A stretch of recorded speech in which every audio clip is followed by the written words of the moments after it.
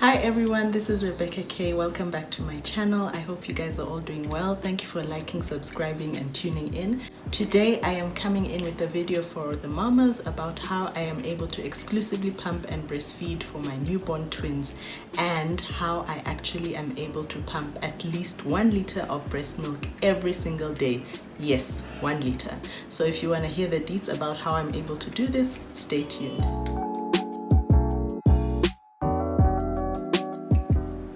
So I know that breastfeeding is not for everyone. There are some moms out there who are actually not able to breastfeed for one reason or another, and I really sympathize with you. It's really not a nice situation. There are some moms who decide to not breastfeed, and that's also okay.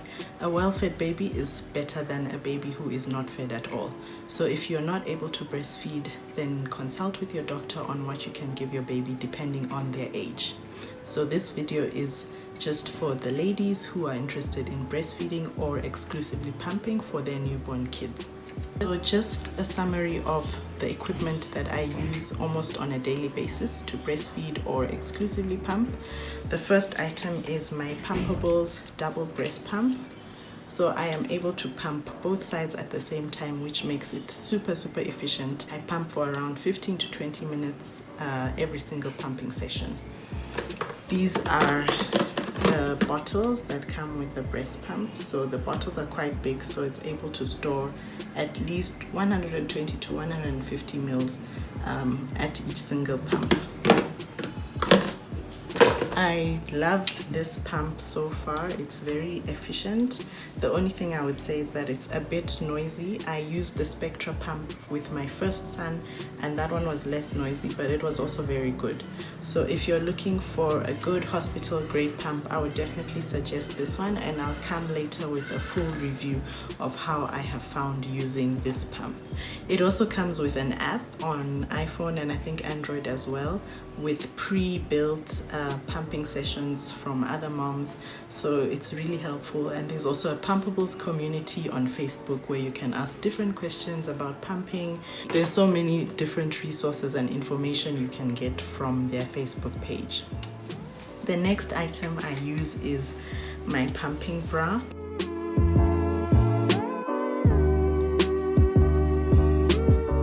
Able to put these on my breasts when I'm doing my double pump, and I'm able to actually do something else. So it's actually called a hands-free pumping bra because you can just put it on and then you put the flanges of the pump through this hole onto your breast and you leave it there, and you're able to actually do something else with your hands, which is really helpful because pumping can be quite a task and it can be quite I wouldn't say boring, but it can be quite monotonous. So being able to work on your laptop or being able to watch videos, I usually do YouTube binging when I am doing pumping, is very helpful.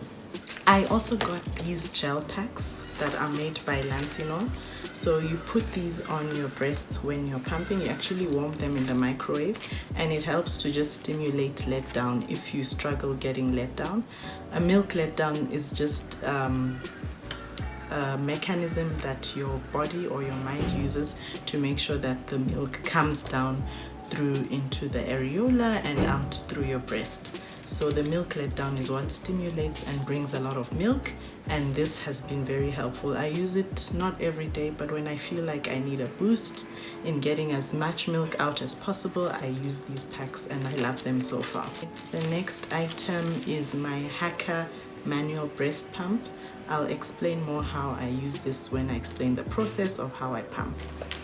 And of course you will need storage bags because you might be pumping excess, which is what I've been doing. I've been pumping a lot and storing in the freezer so that I am able to keep milk for later on. And my house help and my husband are also able to help in feeding the kids, so they don't rely on me all the time to be there to feed the babies. This is how the breast milk storage bags by Lancinol look like. As I mentioned, I will leave a link in the description box below where you can get all of these items on Amazon. You can also get the Pumpables pump on their website. They are very fast in shipping. So if you are looking for a really good breast pump, I would definitely recommend them. So I would strongly advise that you get everything you need at least 2 months before your due date, especially if you're shipping in items. I was able to get my stuff mostly on Amazon, and I had them shipped through using Savo Store for those who are based in Kenya, and I was able to get most of my stuff at least a month before the babies were born. So that was very helpful. Next, I made sure that I carried my pump to the hospital. So I started pumping on the very first day. The first time I pumped, there was nothing, like nothing, not even a drop, nothing. It can be a bit demoralizing, but that's how your brain gets stimulated that it needs to now start producing milk. So I started doing that. The next day I got like a drop or two, and the next day it kept increasing. I got 10 mils, 20 mils. By the time I was leaving hospital, I was able to pump around 40 mils, which sounds little, but it adds up, especially if you're expressing very many times during the day. It's also very important that you get to breastfeeding and your baby to latch as soon as possible. That will just help to reduce the amount of pain you experience, because if they don't latch properly onto your breast, you will experience very much pain, much more pain than if they latch properly. So look out for the other videos. I'll try and look for other good videos on how to get your baby latching. And if you are not comfortable, it's also a good idea to make sure that you ask the nurses in the hospital to help and show you how to do it properly. It also helps to make sure that your baby is latching properly, because expressing will equally be as painful if your baby is not latched properly. The one other thing that I do not have here that I did buy was nipple cream. I bought the Lancino nipple cream. I used that in the first week because that was when I saw a few cracks and I was experiencing a bit of pain, but I haven't used that since. I guess because my babies are now able to latch well and I don't really have issues in painful nipples or cracked nipples. So once I left the hospital and got home, I started on an expressing routine. Typically, I express around 4 to 5 times a day. I wish I could do it more. I am trying to express much more often because I noticed that the more I express, the more milk I am able to get every single day. So I usually express 3 times during the daytime and then twice between midnight and 6 a.m. And expressing often has really helped in making sure that I have milk all the time. And even in between my expressing sessions, I am still able to breastfeed and have my babies get reasonably full from the milk that's in my breast at the time that they are breastfeeding. So expressing and pumping as often as possible really helps. I know it can be demoralizing when you try and pump and like only 10 mils or 20 mils comes out, but trust me, it adds up. So do not give up, do not be demoralized, keep doing it and you'll see a gradual improvement and increase in your milk supply. Another hack that I've been doing this time around is whenever I am breastfeeding one of my babies, because I do not breastfeed them at the same time, I put my Haka silicone pump on the other breast, and this is what I had showed you earlier. So this one, you just put it on one side and you breastfeed on the other side, and it actually collects all the milk that comes down when you have a milk letdown.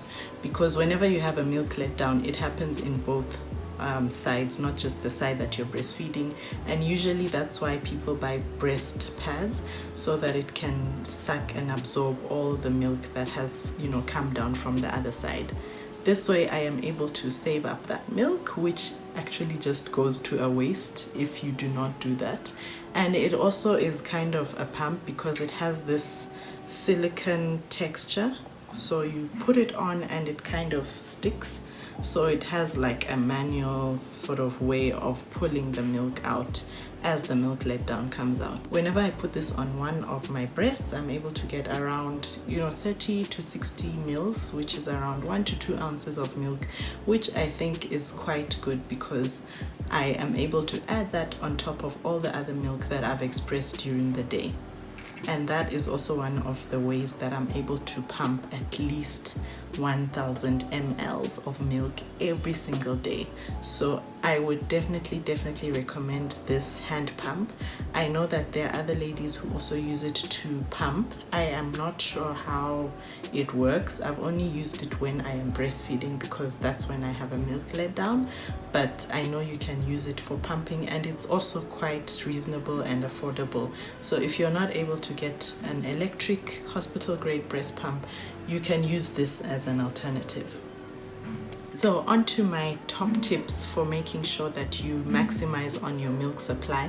The first one is take a lot of fluids. You need a lot of fluids in order to produce a lot of milk, because the fluids are what your body takes, and that's one of the ways that your body uses those fluids to generate more milk. So the more fluids you take, the more likely you are to produce more milk. For me, I usually take at least half a liter of water every single time I'm pumping. So I have my bottle that I got from work. I fill this up and I take it, and it's like automatic. Whenever I start pumping, I have this bottle next to me and I make sure I finish it before I finish my pumping session. So in total, I usually take at least 3 to 4 liters of water a day. And on top of that, I then take smoothies, I take freshly squeezed juices, I also take chicken soup, and I do take other vegetable soups as well throughout the day. I'm not sure if you've ever heard of the saying, eat for one, drink for two. In my case, it's eat for one, drink for three, because I have twins, but it's really important to make sure that you're taking a lot of fluids. Still continue taking your dietary requirements. You do not need to overeat, ladies, please. The saying that you need to eat like, eat mountain-sized plates of food, that is not true. You just need to eat whatever you were eating before. You might have an increased appetite, of course, but you do not need to overeat, because you will have a lot of weight to deal with afterwards. Trust me, my twins are now 1 month old, and I have just been taking my usual dietary requirements. Of course, I eat more often, so I don't have 3 meals. I have like maybe 5 meals, because the other 2 meals will be a soup and maybe a small starch. So just make sure that you're taking a lot of fluids. And then secondly, you need to eat healthily. You need to just forget about junk food. You will be able to take all that after some time. Of course, you can still take yourself out and spoil yourself every now and then, but eat as healthily as you can. It will really help in making sure that the quality of your milk is very good, because it's not just about quantity, it's also about quality, because you want to make sure that whatever you're giving your babies is enough for their nutritional requirements as well. Thirdly, I am still taking my prenatal vitamins, so calcium, iron, folic acid. I'm still taking those, and I think I'll take them for at least 6 months. And I think it just helps in making sure that you have the vitamins that your babies also need, and that you yourself are not left without those vitamins in your body. I have heard of ladies who have lost their teeth because of breastfeeding, because of not taking enough calcium or calcium-rich foods. So it's very important that you have the correct intake of vitamins while you are breastfeeding. It's very important to relax and rest as much as you can. Rest when the babies are resting. I know that is not easy, because there are so many other things that you want to catch up on and do, but try and rest.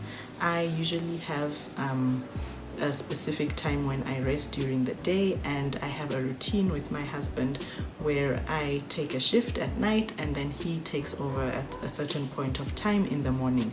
So that way I know that I'm able to get at least 4 to 5 hours of sleep that's uninterrupted, and then I get breaks in between that add up to maybe 3 hours in total. So at least every 24 hours I know that I'm getting 8 hours of sleep, and during that time my body is able to recuperate and rejuvenate and supply more milk. You can also look into milk boosters like Mother's Tea. The one that I've been taking lately is called Lactacare. It's a local Kenya brand. I have it here. This is how it looks like. I'll also leave a link to the Instagram page for this business. I love it because it's a mixture of all the herbs that I used with my first son to breastfeed, to help with breastfeeding. So instead of buying all those different seeds, I'm able to just put 1 to 2 teaspoons of this in my tea or in my Ovaltine, which is what I take, and it really helps. I've noticed that it helps. Taking it consistently helps in making sure that I have a good milk supply going on. This mother's tea has dill seeds, it has brewer's yeast, it has fennel seeds, fenugreek, and it has cinnamon. It's not very strong, so I would recommend this if you are in Kenya. If you're anywhere else in the world, you can check on Amazon for mother's tea. There are different brands. If you do not have this in your area, you can just buy fenugreek seeds, fennel, and dill, mix them together, boil them, and then take the water that comes out from there and drink it. It does not taste very nice, warning, but it will help you with your milk supply if you really need a boost. You can also look for prescribed medicine, which obviously your doctor would need to recommend. The one that I took on the first 2 days was Motilium. I think I took 2 pills 3 times a day or 2 times a day, I can't remember, for 2 days, and after that I didn't take it anymore. And I took it actually because I requested for it, because I was kind of freaking out that day 2 had come and I didn't have milk. So it's not really a requirement that you take medicine in order to get your milk supply going. It actually comes naturally. This is the body's way of producing milk. When you give birth and when your placenta comes out, there's something that happens in your brain that tells your body to start producing milk. So medicine is something that I would say should be a last resort. Avoid stress at all costs, because stress will just result in your body reducing your milk. I don't know how. I think the hormone that is related to stress inhibits milk supply in one way or another. So avoid stress by all means. If you have to ignore some people's calls, ignore them just for this season, because you just want to make sure that you are there for your baby. The worst thing that can happen is suddenly not having milk, and you know you've been so good and so consistent in the milk supply journey and breastfeeding and pumping. So just try and be relaxed and avoid stress by all means. Lastly, remember, it's not a competition. Neither is this something that you're doing to supply milk to your freezer.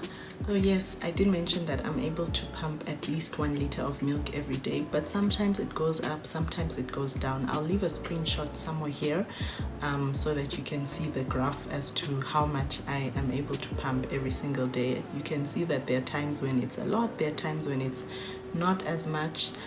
Your body is not a machine, so please do not beat yourself up if you are not able to pump the same amount consistently every day. There are some days it will be a lot, there are some days it won't be.